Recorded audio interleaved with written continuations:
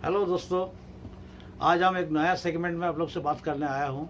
ये हमारा हिंदी में पहला वीडियो है। इसका पहले हम बांग्ला में बहुत सारे वीडियो अपलोड किए थे, तो आज हमको इच्छा हुआ हम थोड़ा हिंदी में कुछ बोले, आप लोग को कुछ आइडिया दें। हर आदमी का बहुत सपना का घर होता है। आदमी अपना लास्ट हद तक घर का पीछे इन्वेस्टमेंट कर देता है। उसका बाद जब उसका इलेक्ट्रिफिकेशन का टाइम आता है, उस समय आदमी का थोड़ा दुविधा में पड़ जाता है, हम कितना खर्चा करें कितना नहीं करें, क्योंकि ऑलरेडी वो खर्चा कर चुके हैं। तो उस समय आदमी का मेंटेलिटी क्या होता है, अरे घर तो बन गया, चलो सस्ता सुविधा में उसको कुछ वायरिंग करा दिया जाता है। तो उस समय आदमी आके खोजता है अच्छा क्वालिटी का माल नहीं लेके थोड़ा इन्फीरियर क्वालिटी का माल से वायरिंग करना। लेकिन ये बात वो सोचता नहीं कि इन फ्यूचर में उसमें बहुत सारे बड़ा प्रॉब्लम अराइज हो जाएगा, क्योंकि कम दाम का सामान यूज़ करने से उसका लाइफ कम रहेगा, लॉन्जेविटी कम रहेगा, टिकाऊ कम रहेगा, उसका कुछ भी हो सकता है। क्योंकि इलेक्ट्रिकल्स ऐसा एक चीज़ है वो किसी को छोड़ता नहीं। तो जो अभी मकान बनाए आप लोग, उसका बारे में आप लोग जितना दिमाग लगाए थे, कहाँ कितना मसाला डालने से, क्या छड़ डालने से आपका बिल्डिंग मजबूत होगा, उसका बाद ठीक ऐसा ही आपको सोचना है कि हमारा वायरिंग मटेरियल्स कितना अच्छा होगा, अच्छा से अच्छा होगा, जिसमें हमारा मजबूती आएगा, कोई डेंजर नहीं आएगा। क्योंकि ये मकान आपका बहुत सपना का मकान है। तो आप लोग कोई भी मिस्त्री का सलाह में मत चलिए, उससे आप एस्टीमेट लीजिए कि हमको क्या करना है, क्या लगाना है। मिस्त्री भले आपको एडवाइस देगा कि आप इस कंपनी का सामान लीजिए, उस कंपनी का सामान लीजिए, लेकिन वो सब नहीं। आप मार्केट सर्वे कीजिए, 2-4 बड़े बड़े काउंटर में जाइए, नेट में सर्च कीजिए, देखिए किस कंपनी का सामान में क्या फैसिलिटी है, क्या एडवांटेज है, क्या टिकाऊ है। इलेक्ट्रिकल वायरिंग में मेन है वायर्स में कोई कॉम्प्रोमाइज़ मत किया कीजिए, क्योंकि उसी का ऊपर आपका बिल्डिंग का लाइफ है, आपका इलेक्ट्रिफिकेशन का लाइफ है, या उसका साथ आपका भी लाइफ इन्वॉल्व है। तो वायरिंग जब कीजिएगा, सबसे अच्छा क्वालिटी का वायर से आप वायरिंग कराने की चेष्टा कीजिए। वायरिंग दो किस्म में होता है, सरफेस वायरिंग और कंसील्ड वायरिंग।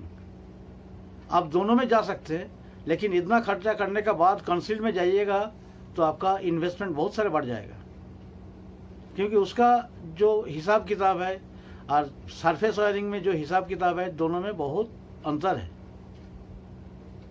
तो आप लोग चेष्टा कीजिए, सरफेस वायरिंग भी खराब नहीं है, सरफेस वायरिंग में भी आप लोग जा सकते हैं। उसमें आपका मिस्त्री का कॉस्टिंग भी कम हो जाएगा, मटेरियल्स का कॉस्टिंग कम हो जाएगा, लेबर कॉस्ट कम हो जाएगा, बहुत सारे एडवांटेज आपको मिलेगा। वायरिंग जब कराइएगा, वायर्स दीजिएगा सबसे अच्छा से अच्छा क्वालिटी का। अभी इस समय हेवेल्स के छोड़ के और दूसरा कोई वायर नहीं है। भले आपको 2 पैसे ज़्यादा लगेगा, लेकिन हेवेल्स ही यूज़ कीजिए। बहुत आदमी अब डिजाइन में जाने खोजता है, ये मॉड्यूलर में जाएंगे हम लोग, मॉड्यूलर स्विच लगाएंगे, मॉड्यूलर सॉकेट लगाएंगे, वायरिंग थोड़ा डिसेंट लगेगा, अल्टर लगेगा, दूसरे से अच्छा लगेगा, लेकिन ये गलत सोच है। हम लोग सिंपल से सिंपल स्विच लगा सकते हैं। एंकर का जो सिंपल स्विच आता है, वही स्विच से आप वायरिंग कराइएगा तो लॉन्ग लाइफ हो जाएगा। मॉड्यूलर स्विच देखने में खूबसूरत है, लेकिन उतना टिकाऊ नहीं है।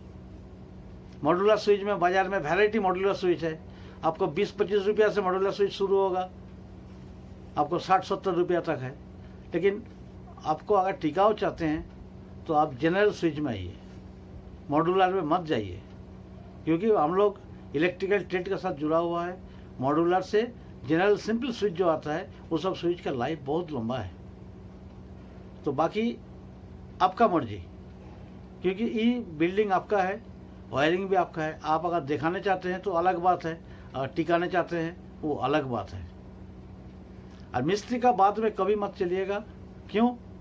मिस्त्री अपना हिसाब में चलेगा, वो जहाँ से उसका 2 पैसा कमीशन का बात है, वो सब जगह में आपको भेजने का चेष्टा करेगा। बोलेगा चलिए बाबू, आपको साथ में लेके हम माल परचेज करते हैं, जाके पीछे से दुकानदार को इशारा करेगा जी मेरा भी रखिएगा हिसाब। तो ये भूल गलती से कभी मत कीजिएगा, क्योंकि ये एक तो बहुत बड़ा गलती है।